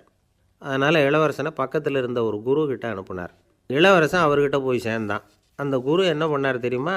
இவனை பார்த்து சொன்னார், இதை பாருப்பா, நீ என்ன பண்ணுற, இப்போவே பக்கத்தில் இருக்கிற காட்டுக்கு போ, நடு காட்டில் போய் ஒரு இடத்துல உட்காந்துக்கோ. அங்கே என்னென்ன சத்தம்லாம் உன் காதில் விழுதுன்னு கவனித்து கேளு. உன் காதில் விழுந்த ஓசைகள் என்னென்னங்கிறத என்கிட்ட சொல்லு, அதுதான் எனக்கு தெரியணும், உனக்கு வேலையும் அதுதான் அப்படின்னு சொல்லி அனுப்பி வச்சுட்டார். இளவரசன் காட்டுக்கு போனான். குரு சொன்னபடியே ஒரு இடத்துல உட்காந்து கவனித்து கேட்டான். அதுக்கப்புறம் குருக்கிட்ட திரும்பி வந்தான். என்னென்ன சத்தம்லாம் கேட்ட அப்படின்னு கேட்டார் குரு. குருவே, காட்டில் நான் பறவைகள் சத்தம்லாம் கேட்டேன், மிருகங்களின் ஓசையையும் கேட்டேன், இதை தவிர இடி, மின்னல், மழை இதுகளோட சத்தத்தையும் கேட்டேன் அப்படின்னா. குரு யோசனை பண்ணார், நீ இன்னமும் சரியாக கேட்கல, அதனால் மறுபடியும் காட்டுக்கு போ, கொஞ்ச நாள் தங்கியிருந்து கேட்டுட்டு வா அப்படின்னார். இளவரசனுக்கு ஒன்றும் புரியல. இருந்தாலும் குருவின் கட்டளையாச்சே, மறுக்க முடியுமா? உடனே அவன் மறுபடியும் காட்டுக்கு போனான். ஒரு இடத்துல உட்காந்தான். கொஞ்ச நேரம் உன்னிப்பாக கவனித்து கேட்டான். சில நாள் கழித்து குருக்கிட்ட திரும்பி வந்தான். குருவே, இந்த தடவை சில துல்லியமான சத்தங்களையெல்லாம் கேட்டான். தேனீ பறக்கிற சத்தம், நீரோடையின் மெல்லிய ஓசை, இதெல்லாம் கேட்டேன்னா. குரு சிரித்தார். நீ மறுபடியும் காட்டுக்கு போ, இன்னும் சில நாள் அங்கே இரு, முழுமையாக கவனமாக கேட்டுக்கிட்டு வா அப்படின்னு சொல்லி அனுப்பி வச்சுட்டார். இளவரசனுக்கு குழப்பம் அதிகமாயிட்டுது. ஒன்றுமே புரியல. மறுபடியும் காட்டுக்கு போனான். மௌனமாக ஒரு இடத்துல உட்காந்துட்டான். அப்படியே தியானத்தில் ஆழ்ந்துட்டான். சில நாளில் அவனுக்கு இதுவரை கேட்காத ஓசைகள்லாம் கேட்க ஆரம்பிச்சிட்டுது. இதைத்தான் நான் கேட்கணும்னு என்னுடைய குரு எதிர்பார்த்துருக்கிறாருங்கிறத புரிஞ்சுக்கிட்டான். உடனே குருக்கிட்ட ஓடனான். குருவே, இந்த தடவை காதுகளுக்கு கேட்க முடியாத சில ஓசைகளை கூட என்னால் உணர முடிஞ்சுது. பூ மலருகிற ஓசை, சூரியனால் பூமி சூடாகிறப்போ எழுகிற ஓசை, காலை பனித்துளி இந்த புல்லுலாம் குடிக்கிற ஓசை, இது எல்லாம் என்னால் நல்லா கேட்க முடிஞ்சுது அப்படின்னா. குருவுக்கு இப்போ தான் திருப்தி ஏற்பட்டு தான். இளவரசனை பார்த்து சொன்னார், இதை பாருப்பா, இப்போ தான் நாட்டை ஆளுகிற தகுதி உனக்கு வந்திருக்குது அப்படின்னு சொல்லி அதுக்கு விளக்கமும் கொடுத்தாராம். எந்த அரசன் தன்னுடைய மக்களின் இதயம் பேசுகிற மௌன மொழியை மௌன வார்த்தைகளை கேட்குறானோ அவன்தான் ஆள தகுதி உள்ளவன். எந்த அரசன் தன்னுடைய மக்களின் உணர்ச்சிகளை உண்மையாக உணர்றானோ அவன்தான் முதன்மையான அரசன். போலி வார்த்தைகளை மட்டும் கேட்டுட்டு பல மௌன ராகங்களை காதில் வாங்கிக்காதவன் அரசனே இல்லை. எந்த நாட்டில் எப்போ ஒரு அரசன் தன்னுடைய மக்களின் உணர்ச்சிகளை கேட்க மறுக்கிறானோ அன்னையிலேருந்தே அந்த நாடு அழிய தொடங்குது அப்படின்னு அர்த்தம். இதுதான் அந்த குரு இளவரசனுக்கு போதித்தது. வாயால் பேசுகிறத மட்டும் கேட்டு ஏமாறக்கூடாது, உணர்ச்சிகளையும் கேட்குறதுல தான் மனப்பக்குவம் உண்டாகும். மக்கள் உணர்ச்சிகளை புரிந்து கொள்ளாத அரசர்கள் நீடிச்சிருக்க முடியாது. அது மாதிரி நாடுகளில் அடிக்கடி குழப்பம் தான் உண்டாகும். அப்படி இருந்தால் அடிக்கடி ஆட்சி மாறிக்கிட்டு இருக்கும். அப்படிப்பட்ட ஒரு தேசம், அங்கே ஒரு சிறைச்சாலையில் 3 கைதிகள் பேசிக்கிட்டு இருந்தாங்க. ஒருத்தன் சொன்னான், நான் இந்த நாட்டு ராஜாவை எதிர்த்து பேசிக்கிட்டு இருந்தேன், அதனால் என்னை பிடிச்சி கொண்டாந்து இங்கே போட்டுவிட்டாங்க அப்படின்னா ஒருத்தன். இன்னொருத்தன் சொன்னான், நான் இந்த நாட்டு ராஜாவை ஆதரித்து பேசிக்கிட்டு இருந்தேன், அதனால் என்னை பிடிச்சி கொண்டாந்து இங்கே தள்ளிவிட்டாங்க அப்படின்னா. அது சரி, நீ என்ன தப்பு பண்ண அப்படின்னு சொல்லி 3வது ஆளை பார்த்து இவங்க கேட்டாங்க. அதுக்கு அந்த ஆள் சொல்கிறான், நான் தான் இந்த நாட்டு ராஜா அப்படின்னானா. ஒரு அம்மா தெருவில் உட்காந்து என்னத்தையோ தேடிட்டு இருக்கிறாங்க. அந்த அம்மா ஒரு சூஃபி ஞானி. அவங்க பேர் என்னென்னா ரபியா அல் லடாவியா. அந்த அம்மாவுக்கு கண் கூட தெளிவாக தெரியாது. அந்த பக்கமாக வந்த சில பேர் இவங்களுக்கு உதவி செய்கிறதுக்காக வந்தாங்க. என்ன தேடிட்டு இருக்கிறீங்க அப்படின்னு கேட்டாங்க. இதுக்கு அந்த அம்மா, அந்த கேள்வி அவ்வளோ முக்கியத்துவம் இல்லை, நான் தேடிட்டு இருக்கிறேன், உங்களால் முடிஞ்சால் எனக்கு உதவி பண்ணலாம் அப்படின்னாங்களாம். உதவி செய்ய வந்தவங்களுக்கு ஆச்சரியம். எதை தேடுறோங்கிறது தெரியாமல் இப்படி ஏன் நேரத்தை செலவழிக்கிறீங்க, நாங்கள் எப்படி உங்களுக்கு உதவ முடியும், எங்களுக்கு ஒன்றும் புரியலையே அப்படின்ட்டுருக்காங்க. சரி, உங்களை திருப்தி பண்ணுறதுக்காக சொல்கிறேன், ஒரு குண்டூசி தொலைஞ்சி போச்சு, அதை தேடுறேன் அப்படின்னாங்களாம் அந்த அம்மா. அதுக்கப்புறம் இவங்களும் சேர்ந்து தேட ஆரம்பிச்சிட்டாங்க. கொஞ்ச நேரம் ஆச்சு, ஒன்றும் கிடைக்கல. உதவி செய்ய வந்தவங்களும் அழுத்து போட்டாங்க. அப்புறம் கேட்டாங்க, இதை பாருங்கம்மா, இது ரொம்பவும் பெரிய தெரு, அகலமான தெரு, அதனால் குறிப்பாக நீங்கள் எந்த இடத்துல அந்த குண்டூசியை தொலைச்சிங்க அதை சொல்ல முடியுமான்னாங்களாம். இதுக்கு அந்த அம்மா, நீங்கள் மறுபடியும் அர்த்தமில்லாத கேள்வியை கேட்குறீங்க, உங்கள் கேள்விக்கும் நான் தேடுறதுக்கும் என்ன சம்மந்தம்னாங்களாம். இதை கேட்டதும் அவங்க ஒரு மாதிரி ஆகிட்டாங்க. என்னம்மா நீங்கள் பைத்தியம் மாதிரி பேசுகிறீங்க அப்படின்னாங்களாம். சரி, உங்களை மறுபடியும் திருப்திப்படுத்துறதுக்காக சொல்கிறேன், அதை நான் எங்கள் வீட்டில் தொலைச்சுட்டேன் அப்படின்னாங்களாம். அப்புறம் எதுக்காக இங்கே தேடிட்டு இருக்கிறீங்க அப்படின்னு கேட்டிருக்காங்க. ஏன்னா இங்கே தான் வெளிச்சம் அதிகமாக இருக்குது, அங்கே வீட்டுக்குள்ளே இருட்டாக இருக்குது, அதனால் இங்கே தேடுறேன், வெளிச்சம் உள்ள இடத்துல தானே தேட முடியும் அப்படின்னாங்களாம் அந்த ஞானி. இந்த கதைக்கு என்ன அர்த்தங்கிறத பெரியவங்க சொல்கிறாங்க. அதாவது இந்த தேடுதல்ங்கிறது ஒரு வியாதி. அது நம்ம சதா அலைய வைக்கும், பைத்தியமாக மாற்றுறதுக்கு முயற்சி பண்ணோம். ஒரு காலம் அது நிறைவு அடையவே அடையாது. வாழ்வுங்கிறது ஒரு புரிந்து கொள்ள முடியாத சதா இயங்கி கொண்டிருக்கிற ஒரு செயல். அதுக்கு ஆரம்பமும் இல்லை, முடிவும் கிடையாது. எதையோ தேடணும் அப்படிங்கிற உந்துதல் நமக்குள்ளே இருக்கும், ஆனால் குறிப்பாக எதை தேடிட்டு இருக்கிறோம் அப்படிங்கிறது புரியாது. அப்படி ஏதாவது ஒன்றை தேடி அடைஞ்சிட்றோம்னு வச்சுக்கோங்க, உடனே ஒரு அதிருப்தி வந்துடும். அதனால் வாழ்க்கைங்கிறது சலிப்பு நிறைந்தது அப்படிங்கிற எண்ணத்தை உண்டாக்கிக்கிறோம். ஒன்று அடைஞ்சதுக்கு அப்புறம் இன்னொன்று தேட ஆரம்பிச்சிருவோம். ஆக இந்த தேடல்ங்கிறது நாம் ஒன்று அடைஞ்சாலும் அடையாவிட்டாலும் தொடர்ந்து நடந்துக்கிட்டு தான் இருக்கும். இதுக்கு முடிவே கிடையாது. இந்த உண்மையை நாம் நல்லா புரிஞ்சுக்கணும் அப்படிங்கிறது பெரியவங்களுடைய கருத்து. ஏழையும் தேடுறான், பணக்காரனும் தேடுறான், நோயாளியும் தேடுறான், நோய் இல்லாதவனும் தேடுறான், அதிகாரம் உள்ளவனும் தேடுறான், அதிகாரம் இல்லாதவனும் தேடுறான், முட்டாளும் தேடுறான், அறிவாளியும் தேடுறான். ஆனால் யாரும் இதை தான் தேடி சாதிக்க போகிறோம், இதுதான் முடிவு அப்படின்னு திட்டவட்டமாக சொன்னதில்லை. ஒன்று அடைஞ்சதும் இன்னொன்று தேட ஆரம்பிச்சிடுறாங்க, அவ்வளோதான். அதாவது உங்களின் தேடுபவர் உங்கள் உள்ளே தான் இருக்கிறார், அவரை தேடி கண்டுபிடியுங்கள். இதுதான் ஞானிகள் நமக்கு சொல்லுகிற ஒரு ஆலோசனை. நம்மால் ஒருத்தன் ஜெயிலில் இருந்தான். இன்னொரு கைதி அவனை பார்த்து கேட்டான், ஏன்பா உன்னை பார்க்குறதுக்கு வெளியிலேருந்து யாருமே இங்கே வர்றது இல்லையே, உனக்கு சொந்தக்காரங்களே கிடையாதா அப்படின்னு கேட்டானா. ஏன் இல்லை, எனக்கு சொந்தக்காரங்க நிறைய பேர் உண்டு, அவங்க என்னை பார்க்க வராததுக்கு காரணம் வேறு அப்படின்ட்டுருக்கான் இவன். என்ன காரணம்னு கேட்டான் அவன். அதுக்கு இவன் சொன்னானா, அதுக்கு என்ன காரணம்னா அவங்க எல்லாரும் இங்கே உள்ளேயே இருக்கிறாங்க, அப்படின்னு ஒருத்தர் ஒரு தவறு செஞ்சு விட்றாருன்னு வச்சுக்கோங்க. உடனே நீ செஞ்சது தவறு அப்படின்னு சொல்கிறது ஒரு வகை. அதுக்கு பதிலாக எது சரின்னு அவர் புரிந்து கொள்ள உதவி செய்கிறது இன்னொரு வகை. இந்த ரெண்டாவது வகை இருக்குது பாருங்கள், நிர்வாக இயலில் இது ரொம்ப முக்கியம். அலுவலகத்தில் வேலை பார்க்குற ஒருத்தர் முக்கியமாக தெரிஞ்சுக்க வேண்டியது என்ன தெரியுமா? சக ஊழியர்கள்கிட்ட எப்படி பழகணும், மேலதிகாரிகள்கிட்ட எப்படி பழகணும், தனக்கு கீழே வேலை செய்கிறவங்கக்கிட்ட எப்படி பழகணும், வாடிக்கையாளர்கள்கிட்ட எப்படி பழகணும், இவங்க எல்லார்கிட்டையும் செம்மையான உறவை ஏற்படுத்திக்கிறது எப்படி, இதையெல்லாம் சொல்லிக் கொடுக்குற பாடம்தான் இன்டர் பர்சனல் ஸ்கில், திறமையான உறவு அப்படிங்கிறது. எந்த வேலையில் இருந்தாலும் சரி, இந்த உறவுகளை வளர்க்கும் திறன் உள்ளவங்க சீக்கிரம் முன்னுக்கு வந்துடுறாங்க. மற்றவங்கக்கிட்ட உறவை பலப்படுத்திக்கிறது எப்படி அப்படின்னு தெரிஞ்சுக்கிட்டோம்னா எந்த ஒரு தடையையும் சுலபமாக தாண்டி செய்கிற தொழிலில் முன்னுக்கு வந்துடலாம். ஹார்வர்டு பல்கலைக்கழகத்தில் ஒரு கணக்கெடுப்பு பண்ணி பார்த்தாங்களாம். பார்க்குற வேலையில் எது மாதிரி குணாதிசயம் உள்ளவங்க வேகமாக முன்னுக்கு வர்றாங்க அப்படின்னு தெரிஞ்சுக்கிறதுக்காக இந்த கணக்கெடுப்பு. வெவ்வேறு துறையில் வேகமாக முன்னுக்கு வந்திருக்கிற பல பேரை சந்தித்து இந்த சர்வேயை நடத்தியிருக்கிறாங்க. அவங்க கண்டுபிடிச்சி சொல்லியிருக்கிற உண்மை என்ன தெரியுமா? ஒருத்தர் ஒரு வேலையில் இருந்தால் அது சம்பந்தப்பட்ட சப்ஜெக்ட் பற்றிய அறிவு 35% இருந்தால் போதுமா. ஆனால் உறவுகளை வளர்க்கக்கூடிய திறன், இன்டர் பர்சனல் ஸ்கில்லு 65% வேணும். இப்படி உள்ளவங்க சீக்கிரம் முன்னுக்கு வந்துடுறாங்களாம். அதனால் ஒருத்தருக்கு வேலை சரியாக புரியலைன்னா கூட விவரமாக மற்றவங்கக்கிட்ட பழகிறது எப்படின்னு புரிஞ்சால் போதும், அவர் முன்னுக்கு வந்துடலாம். அலுவலகங்களில் மட்டும் இல்லை, எல்லா இடங்கள்லேயும் இது ரொம்ப முக்கியம்.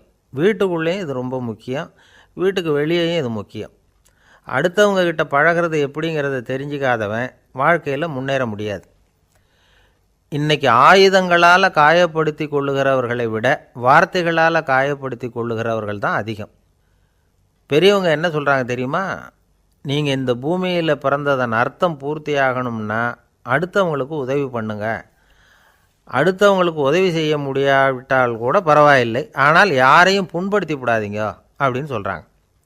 எனக்கு தெரிஞ்ச ஒருத்தர் ஒரு அலுவலகத்தில் வேலை பார்க்குறார். அவர் சொல்லுவார், எனக்கு இந்த இன்டர் பர்சனல் ஸ்கில் ரொம்ப அதிகம் சார். சக ஊழியர்கள்கிட்ட ரொம்ப சுமூகமாக நடந்துக்குவேன். என் கூட வேலை பார்க்குற ஒருத்தருக்கு ஏதாவது ஒரு கஷ்டம்னா அந்த சமயத்தில் அவர் செய்ய வேண்டிய வேலையை நான் செஞ்சுருவேன் சார் அப்படிம்பார். நான் அவர்கிட்ட சமீபத்தில் அப்படி ஏதாவது செஞ்சுருக்கீங்களா அப்படின்னு கேட்டேன். செஞ்சுருக்கேன் சார். போன வாரம் புதன்கிழமை ஆஃபீஸில் என் பக்கத்து சீட்டுக்காரருக்கு வயிற்று வலி. உடனே நான் மெடிக்கல் லீவ் போட்டுவிட்டு எங்கள் வீட்டுக்கு போயிட்டேன் சார் அப்படின்னார். இந்த காலத்து புள்ள ஒருத்தன் தன்னோட அப்பாவை பார்த்து சொன்னான், அப்பா நான் உனக்கு உதவி செய்யலாம்னு நினைக்கிறேன், என்ன உதவி செய்யணும்னு சொல்லு அப்படின்னா. நீ சும்மா இருந்தால் அதுவே எனக்கு செய்கிற பெரிய உதவிடா அப்படின்னார் அப்பா. சும்மா இருக்கிறதும் ஒரு உதவி தான், அது மாதிரி மௌனமும் ஒரு சமூக சேவை தான் அப்படிங்கிறார் காஞ்சி பெரியவர். நமக்கு 5 புலன்கள் இருக்குது, மெய் வாய் கண் மூக்கு செவி. இந்த 5லேயும் அதிகப்படியான வேலை எதுக்குன்னு நினைக்கிறீங்க? வாய்க்கு தான். ஏன்னா அதுக்கு 2 வேலை. இப்போ கண்ணுக்கு பார்க்குறது மட்டும்தான் வேலை, காதுக்கு கேட்குறது மட்டும்தான் வேலை, மூக்குக்கு வாசனை அறியறது தான் வேலை, உடம்புக்கு உணர்றது மட்டும்தான் வேலை. ஆனால் வாய் அப்படி இல்லை, அதுக்கு 2 வேலை. சாப்பிட்றதும் அதுதான், பேசுகிறதும் அதுதான். அதாவது வாய் ஒன்று தான் கர்மேந்திரியமாகவும் இருக்குது, ஞானேந்திரியமாகவும் இருக்குது அப்படின்னு சொல்லுவாங்க. சாப்பாட்டில் உட்காந்தா எந்தெந்த ஆகாரம் என்னென்ன ருசின்னு அறிவிக்கிற வேலையும் செய்யுது. சபையில் உட்காந்தா பாடுறது, பேசுறது, சிரிக்கிறது, இது மாதிரியான வேலையும் செய்யுது. இன்னொரு வித்தியாசம், கண்ணு காது மூக்கெல்லாம் ஸ்ட்ரெயின் பண்ணிக்கிட்டு வேலை செய்கிறதில்ல. ஒரு ரோஜா பூ பார்த்தா உடனே மூக்கு அப்படியும் இப்படியும் அசைய ஆரம்பிக்கிறதில்ல. ஒரு சங்கீதத்தை கேட்ட உடனே காது ஆட ஆரம்பிக்காது. ஆனால் வாய் அப்படி இல்லை, அது பேசினாலும் சரி சாப்பிட்டாலும் சரி அசைஞ்சு தான் ஆகணும். ஆக மற்றதை விட வாய்க்கு வேலை ஜாஸ்தின்னு தெரியுது. சாப்பிட்றது பேசுறது அப்படின்னு 2 காரியம் அதுக்கு. இப்படி 2 காரியம் இருக்கிறதுனால அது 2ஐயும் பாதியாக குறைச்சிக்கணுங்கிறது கடவுள் அபிப்பிராயமாக இருக்கணும் அப்படிங்கிறார் காஞ்சி பெரியவர். ஆனால் இப்போ நாம் அப்படியே நடந்துக்கிறோம், அதுக்கு நேர்மாறாக நடந்துக்கிறோம். நாம் சாப்பிட்றதும் அதிகம், பேசுகிறதும் அதிகம், 2 வேலையையும் தேவைக்கு அதிகமாகவே செய்கிறோம். வாய் தான் ரொம்ப ஓவர் ஒர்க்குடு. அதுக்கு ஓய்வு கொடுத்தா உடம்பும் நல்லாயிருக்கும், உலகமும் நல்லாயிருக்கும். மௌன விரதம் இருக்கிறதெல்லாம் எதுக்காக நினைக்கிறீங்க? இதுக்காக தான். இந்த காலத்தில் மௌனமாக இருக்கிறவங்கெல்லாம் மகத்தான தொண்டு செய்கிறாங்க அப்படின்னு தான் சொல்லணும். சத்தம் அதிகமாக போய் தான் சவுண்டு பொல்யூஷன் வருது. அது மட்டும் இல்லை, மௌனமாக இருந்தால் சண்டை சச்சரவே வராது. மௌனம் கலக நாஸ்தி. ஆக இதுவும் ஒரு சமூக சேவை தான். நமக்கு தான் வாய் இருக்குதேங்கிறதுக்காக வசமாக சாப்பிட்றதும் தப்பு, வளவளன்னு பேசுகிறதும் தப்பு. ஒரு கருத்தை சொல்கிறதுக்கு ஒரே ஒரு சொல்லு போதும் அப்படின்னு இருக்கும்பொழுது 2 சொற்களை செலவு பண்ணாதே. எவ்வளவு சொன்னாலும் அதனால் ஒரு பயனும் விளையாது அப்படின்னு தெரிய வருமேயானால் அந்த ஒரு சொல்லையும் விரயம் பண்ணாதே அப்படிங்கிறார் ஒரு அறிஞர். எல்லா குணங்கள்லேயும் மௌனம்தான் சிறந்தது அப்படிங்கிறார் ஒருத்தர். மௌனமாக இருக்கிறது மூலமாக மற்றவர்கள் குறைகளை நம்மால் தெரிஞ்சிக்க முடியும். அதே சமயத்தில் நம்மக்கிட்ட இருக்கிற குறைகளை மற்றவங்களுக்கு தெரியாமல் மறைச்சிக்கவும் முடியுங்கிறார் அவர். உண்மைதானே? ஒரு பெரிய மேடை பேச்சாளர், பொது வாழ்க்கையில் 25 வருஷ காலமாக ஈடுபட்டிருக்கிறவர். அவர் மனைவி ஒரு நாள் சொன்னாங்க, எங்கள் வீட்டுக்காரர் 25 வருஷ காலமாக பொது வாழ்வில் ஈடுபட்டிருந்தா கூட இந்த மாதம் 10ஆம் தேதியிலேருந்து தான் மக்களுக்கு சேவை செய்ய ஆரம்பிச்சிருக்கார் அப்படின்னு நாங்கள் ரொம்ப பெருமையாக. 10ஆம் தேதிக்கு அப்படி என்ன விசேஷம் அப்படின்னு கேட்டோம். அன்னையிலேருந்து தான் அவர் மேடையில் பேசுகிறத நிறுத்தினார் அப்படின்னாங்க அந்த அம்மா. ஒரு மனுஷனுக்கு 3 விதத்தில் கர்வம் உண்டாகிறதுக்கு வாய்ப்பு உண்டு. பணம், பதவி, புகழ். பணம் அதிகமாக வந்தால் கர்வம் வரலாம். பதவி பெருசாக வந்துட்டுதுன்னா கர்வம் வரலாம். புகழ் அதிகமாக போனாலும் கர்வம் வரலாம். இந்த 3 வகையான கர்வத்துக்கும் இடம் கொடுக்காமல் இருக்கிறாங்க பாருங்கள், அவங்க தான் சிறந்த மனிதர்கள். ஒரு பெரிய பொறுப்பில் இருக்கிறவங்களுக்கு கர்வம் வந்துடக்கூடாது. அப்படி வந்துட்டுதுன்னா அது எல்லாருக்கும் இடைஞ்சல். ஒரு ராஜா இருந்தார். அவர் ஒரு நாள் தன்னுடைய தலைநகரத்தை சுற்றி வந்துக்கிட்டு இருந்தார். ஒரு இடத்துல ஒரு அழகான நிலத்தை பார்த்தார். ஆஹா, இந்த இடத்துல நமக்குன்னு ஒரு மாளிகையை கட்டினா எவ்வளோ நல்லாயிருக்கும் அப்படின்னு நினச்சார். ராஜா நினச்சா அது முடியாத காரியமா? சரி, இந்த நிலம் யாருக்கு சொந்தம்னு விசாரிங்க அப்படின்னார் பக்கத்தில் இருந்தவங்கக்கிட்ட. அவங்கெல்லாம் ஓடி போய் விசாரித்தாங்க. அந்த இடம் ஒரு வயசான கிழவிக்கு சொந்தம், வயசான அம்மாவுக்கு சொந்தமாக. அந்த அம்மா தான் அதில் ஒரு குடிசையை போட்டு குடியிருந்துகிட்டு இருக்கிறாங்க. சரி, அந்த நிலத்துக்கு ஒரு விலையை நிர்ணயம் பண்ணி அதை அந்த வயசான அம்மாக்கிட்ட கொடுத்துருங்கோ அப்படின்னு உத்தரவு போட்டார் ராஜா. ஆனால் அந்த அம்மா, இது எங்கள் பூர்வீக இடம், இதை விற்க மாட்டேன் அப்படின்னு சொல்லிவிட்டுது. சரி, 2 பங்கு விலை கொடுக்குறோம்னு சொல்லி பாருங்க அப்படின்னாங்க. அப்படியே சொன்னாங்க அரண்மனை ஆட்கள். அதுக்கும் சம்மதிக்கலை அந்த அம்மா. இதை கேள்விப்பட்டதும் ராஜாவுக்கு கோபம் வந்துட்டுது. தன்னுடைய ஆளுங்களை கூப்பிட்டார். போய் அந்த குடிசையை பிரித்து எறிங்க, காசெல்லாம் ஒன்றும் கொடுக்காதீங்க அப்படின்னு கத்தினார். அவ்வளோதான். அடுத்த நிமிஷம் அரண்மனை ஆசாமிகள் போனாங்க, குடிசையை பிரித்து எரிஞ்சாங்க. அந்த வயசான அம்மா இருக்குது, அதுவும் அந்த இடத்த விட்டு துரத்தி விட்டாங்க. அந்த இடத்துல ஒரு அரச மாளிகையை கட்டி முடிச்சிட்டாங்க. அந்த வயசான அம்மா பாவம், ராஜாவே இப்படி பண்ணால் யார்கிட்ட போய் முறையிட முடியும்? ஒரு ஞானி இருந்தார், அவர்கிட்ட போய் சொன்னாங்க. அவர் இவங்க சொன்னதை கேட்டு மனசில் வச்சுக்கிட்டார். ஒரு நாள் அந்த ராஜாவே இந்த ஞானியை கூப்பிட்டார். புதுசாக ஒரு மாளிகை கட்டியிருக்கிறேன், வந்து பாருங்கன்னு. சரின்னு சொல்லி இந்த பெரியவர் ஒரு நாள் அந்த மாளிகைக்கு போனார். சும்மா போகல, ஒரு கழுதையையும் ஓட்டிகிட்டு போனார். கொஞ்சம் சாக்குகள், வெத்து சாக்கு, அதையும் எடுத்து கழுதை முதுகில் போட்டு கழுதையை ஓட்டிகிட்டு போகிறார். ராஜா பார்த்தார். அவருக்கு இது ஆச்சரியமாக இருந்தது. என்ன இது, மாளிகைக்கு வந்துட்டு போங்கன்னு கூப்பிட்டா கழுதை சாக்கு இதெல்லாம் கூப்பிட்டு வராரே, ஒன்றும் புரியலையேன்னு நினச்சார். எதுக்காக இதெல்லாம்னு கேட்டார். அரசருடைய தோட்டத்திலேருந்து கொஞ்சம் மண் எடுத்துகிட்டு போகிறதுக்கு ஆசைப்படுறேன், அதுக்கு நீங்கள் அனுமதி கொடுக்கணும் அப்படின்னார் இவர். இது என்ன வேடிக்கையான கோரிக்கையாக இருக்குது அப்படின்னு நினச்சார் ராஜா. இருந்தாலும் மண்ணு தானே கேட்குறாரு, எடுத்துகிட்டு போட்டுமே அப்படின்னு நினச்சார். சரின்னு அனுமதி கொடுத்தார். அந்த பெரியவர் தோட்டத்துக்கு போனார், மண்ணை வெட்டினார், சாக்கில் போட்டு நிரப்புனார். ராஜாவை கொஞ்சம் கிட்ட வாங்கன்னு கூப்பிட்டார். இந்த மண் மூட்டையை தூக்கி கழுதையோட முதுகில் வைக்கணும், கொஞ்சம் உதவி பண்ணுங்கன்னார். ஓ, பண்ணுறேனே அப்படின்னு சொல்லி ராஜா கிட்ட போனார். மூட்டையை தூக்கி பார்க்குறாரு, முடியல, திணறி போட்டார். இப்போ அந்த ஞானி பேசினாராம். அரசே, இந்த ஒரு சாக்கு மண்ணையே உங்களால் தூக்க முடியல, அந்த கிழவிகிட்ட இருந்து அந்த அக்கிரமமாக அபகரித்த இந்த தோட்டம் பூராவையும் சுமக்கணும்னு ஆசைப்படுறீங்களே, அது உங்களால் முடியுமா அப்படின்னு கேட்டாராம். ராஜா யோசனை பண்ண ஆரம்பித்தார். தன்னுடைய செயலுக்காக வருத்தப்பட்டாராம். அந்த வயசான அம்மாவை உடனடியாக வரவழைச்சார். தாயே, தப்பு பண்ணிட்டேன், என்னை மன்னிச்சுக்குங்க, இன்னையிலேருந்து இந்த மாளிகையும் தோட்டமும் உங்களுக்கு தான் சொந்தம் அப்படின்னு சொல்லிவிட்டாராம். போகிறப்ப இந்த உலகத்திலேருந்து என்னத்தை எடுத்துகிட்டு போக போகிறோம், அதனால் ரொம்பவும் அலட்டிக்க வேண்டியதில்லை, கர்வப்பட வேண்டியதில்லை அப்படிங்கிறது ஒரு பெரிய உபதேசம். ஒரு பெரிய மனுஷன் சாக கிடந்தார், ரொம்பவும் அழுதார். ஏன் அழறீங்க அப்படின்னு கேட்டாங்க சுற்றி இருந்தவங்க. நான் சாகிறதுக்காக கவலைப்படலை, நான் நம்ம ஜனங்களுக்காக எவ்வளவோ காரியம்லாம் செஞ்சுக்கிட்டு வந்தேன்.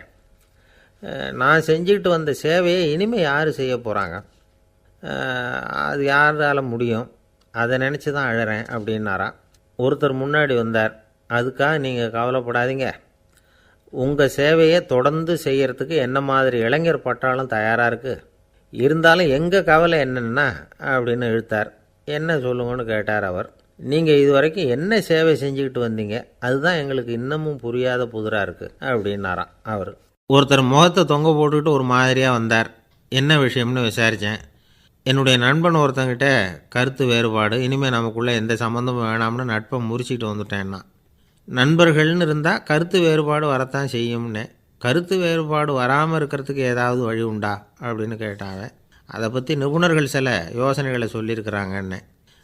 முதல் விஷயம் என்னென்னா, உங்கள் நண்பனுக்கு ஒரு செய்தி சொல்லணும்னா அதை நீங்களே நேரடியாக சொல்லுங்கள், அல்லது உங்கள் கைப்பட கடிதம் எழுதுங்க. அதாவது நேரடி தொடர்பு முக்கியம். அதை விட்டுட்டு இன்னொருத்தர் மூலமாக நண்பர்களுக்கு செய்தி அனுப்புனா நீங்கள் சொல்கிற செய்தி அப்படியே போய் சேராது, அது சேதமாயிடும். கூட்டி குறைச்சி சொல்லிவிடுவாங்க, அது குழப்பத்தில் கொண்டாந்து விட்டுரும். இது ஒரு யோசனை. ரெண்டாவது யோசனை என்னென்னா, நீங்கள் ஒரு நல்ல காரியத்தை செய்யும் பொழுது உங்கள் நண்பரையும் சேர்த்துக்குங்க, அவருக்கும் அதில் ஒரு ஈடுபாட்டை உருவாக்குங்க. மூணாவது யோசனை, நம்ம பக்கத்தில் இருக்கிற நண்பர் மகிழ்ச்சி அடைகிற மாதிரி ஏதாவது செய்யணும். சின்ன சின்ன செயல்களாக இருந்தாலும் பரவாயில்ல, அவர் நமக்கு எதுவும் செய்யலையே, நாம் எதுக்கு செய்யணும் அப்படின்னு நினச்சிக்கிட்டு இருக்கக்கூடாது. நாலாவது யோசனை என்னென்னா, உங்களுக்கு ஒரு பிரச்சனையா அல்லது உங்கள் நண்பருக்கு ஒரு பிரச்சனையா, எதுவாக இருந்தாலும் 2 பேரும் சேர்ந்து உட்காந்து ஆலோசனை பண்ணுங்கள். நம்ம யோசனையும் கேட்கப்படுதே அப்படிங்கிற நினைப்பே அவருக்கு ஒரு மன நிறைவை உண்டாக்குமா. 5வது யோசனை, உங்கள் நண்பர் ஏதோ ஒரு காரியத்தை செய்கிறார், நீங்கள் உடனே அவசரப்பட்டு நீ செய்கிறது தப்புன்னு தீர்ப்பு சொல்லக்கூடாது. அவர் அதை செய்கிறதுக்கான நியாயங்கள் எவ்வளோ இருக்கும், அதை புரிஞ்சுக்கிறதுக்கு முயற்சி பண்ணணும். 6வது யோசனை, உங்கள் நண்பர் என்ன சொன்னாலும் அதை பொறுமையாக கேளுங்க. அவர் சொல்கிறத புரிஞ்சுக்கணும், அவர் சொல்ல விரும்புகிறத புரிஞ்சுக்கணும், அவர் சொல்ல முடியாமல் தவிக்கிறதையும் புரிஞ்சுக்கணும். இப்படி 3 விதமாகவும் அவரை புரிஞ்சுக்கிட்டு அதுக்கு தகுந்த மாதிரி செயல்படணும்.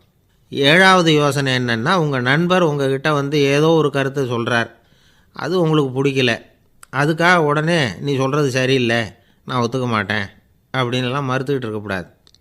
அவர் சொல்கிறத கேட்கணும், பொறுமையாக சிந்திக்கணும், அதுக்கப்புறம் பதில் சொல்லணும். இப்படிலாம் நடந்துக்கிட்டால் நண்பர்களுக்குள்ள கருத்து வேறுபாடு வர்றதுக்கு வாய்ப்பே இருக்காது அப்படின்னு வல்லுநர்கள் தொகுத்து சொல்லியிருக்கிறாங்க இந்த யோசனைகளை. எனக்கு தெரிஞ்ச சில நண்பர்கள் உண்டு, அவங்களுக்குள்ளேயும் கருத்து வேறுபாடுகள் வராமல் இருக்கிறதுக்கு சில நுட்பங்களை கையாளுறது உண்டு. ஒருத்தர் சொன்னார், அந்த டாக்டர் சின்ன வயசுலேருந்து என் கூட பழகினவர், நாங்கள் 2 பேரும் இணை பிரியாத நண்பர்கள், இருந்தாலும் எனக்கு உடம்பு சரியில்லைன்னா நான் அவர்கிட்ட வைத்தியம் பார்த்துக்க மாட்டேன் அப்படின்னார் ஒருத்தர். ஏன் அப்படின்னு கேட்டேன். எங்கள் நட்பு கெட்டுப்போடக்கூடாது இல்லையா, அதனால தான் அப்படின்னார் இவர். ஆஃபீஸை முடிஞ்சு வீட்டுக்கு போகிற சமயத்தில் ஒருத்தர் கடைக்கு போய் ஸ்வீட் வாங்கினார். சரி, வீட்டுக்கு பிள்ளைங்களுக்கு தான் வாங்கிட்டு போகிறார் அப்படின்னு மற்றவங்க நினச்சாங்க. அவர் அப்படி செய்யலை. அந்த இடத்துலையே பொட்டலத்தை பிரித்தார். திருட மாதிரி அப்படியே சுற்றி ஒரு தரம் பார்த்துக்கிட்டார். யாரும் தெரிஞ்சவங்க இல்லைங்கிறத முடிவு பண்ணிவிட்டு அவசரமாக அதை அப்படியே போட்டு முழுங்கிவிட்டு கையை தொடச்சிக்கிட்டு நல்ல பிள்ளை மாதிரி நடந்து போக ஆரம்பிச்சிட்டார். அவர் யாருன்னா, அவரோட பிரச்சனை எல்லாருக்கும் தெரியாது, சில பேருக்கு தான் தெரியும். அதாவது அவர் உடம்பில் சர்க்கரை இருக்குதுன்னு டாக்டர் சொல்லிவிட்டாராம். அதனால் வீட்டில் சர்க்கரையே இவர் கண்ணில் காட்டுறதில்ல. அதனால் இவர் யார் கண்ணிலையும் படாமல் இப்படிப்பட்ட வேலைகள்லாம் செய்கிறது வழக்கம். யாருக்கும் தெரியாமல் இப்படி ஸ்வீட்டை வாங்கி சாப்பிட்டுட்டு அவர் பாட்டுக்கு போயிடுறது. இப்படிப்பட்டவங்களுக்கெல்லாம் கொஞ்சம் ஆறுதலான தகவல் இன்றைக்கி. அது என்னென்னா, நாம் சாப்பிட்ற சர்க்கரைக்கும் நம்ம உடம்பில் உள்ள சில கோளாறுகளுக்கும் அப்படி என்ன தான் சம்மந்தம் இருக்குது. இதை பற்றி சமீபத்தில் சில ஆராய்ச்சிகள்லாம் நடந்திருக்குது. ஏன்னா சர்க்கரைன்னாவே விஷம் மாதிரி அதை பார்க்குறவங்களும் சில பேர் உண்டு. சின்ன பிள்ளைங்களுக்கு வயத்தில் பூச்சி உண்டாகிறதுலேருந்து பெரியவங்களுக்கு நீரிழிவு வர்ற வரைக்கும் எல்லாத்துக்கும் சர்க்கரை தான் காரணம்னு சொல்லிகிட்டு இருக்கிறோம். ஆனால் அந்த அளவுக்கு பயப்பட வேண்டிய அவசியம் இல்லை அப்படின்னு சொல்கிறாங்க. சர்க்கரை வியாதி, இருதய நோய், பித்த நீர்ப்பை நோய், இதெல்லாம் சில நோய்கள்லாம் நாம் சாப்பிட்ற சர்க்கரைக்கும் தொடர்பு இருக்குன்னு நினைக்கிறோம். ஆனால் அப்படி சம்பந்தம் உண்டுங்கிறதுக்கு போதுமான அளவுக்கு ஆதாரம் இல்லை அப்படிங்கிறாங்க ஆராய்ச்சியாளர்கள். ஒரே ஒரு சம்பந்தம் தான் உறுதியாக இருக்குதான். அதுவும் இந்த பல் சிதைவு அப்படின்னு இருக்கு இல்லையா, அந்த சர்க்கரை சாப்பிட்றதுக்கும் இந்த பல் சிதைவுக்கும் சம்பந்தம் இருக்குது அப்படிங்கிறத மட்டும் உறுதியாக சொல்கிறாங்க. சர்க்கரைன்னா நாம் சாப்பிட்ற ஜீனி மட்டும் இல்லை, பழம், காய்கறி, பால், தேன், இப்படி எல்லாத்துலேயும் அது இருக்குது.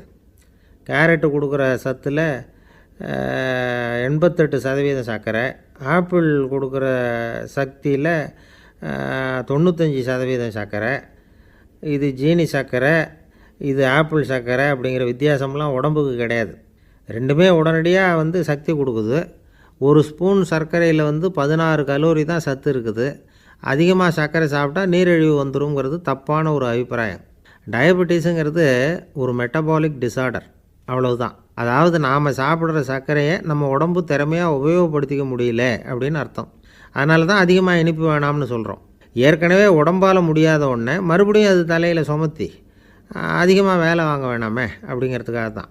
ஆகாரத்தில் அதிகமாக சர்க்கரை இருந்தால் அதனால் உடனே சர்க்கரை வியாதி வந்துடும்ங்கிறதுக்கு விஞ்ஞான ரீதியாக போதுமான ஆதாரம் இல்லை. அதனால் எப்போவாவது அதிகமாக ஸ்வீட்டு சாப்பிட்டுட்டா ஐயோ அதிகமாக சாப்பிட்டோமோ என்ன பண்ண போகுது தெரியலையே அப்படின்னு நினச்சி மனசை போட்டு குழப்பிக்க வேண்டியதில்லை. பொதுவாக எதுவுமே அதிகமாக வேண்டாம், எல்லாம் சீராக இருந்தால் போதும். நீரிழிவுங்கிறது புதுசாக வந்துட்ட ஒரு நோய் இல்லை, ரொம்ப காலமாகவே இருக்கிற ஒன்று தான். நம்ம முன்னோர்கள் இதை மதுமேகம் அப்படின்னு சொல்லுவாங்க.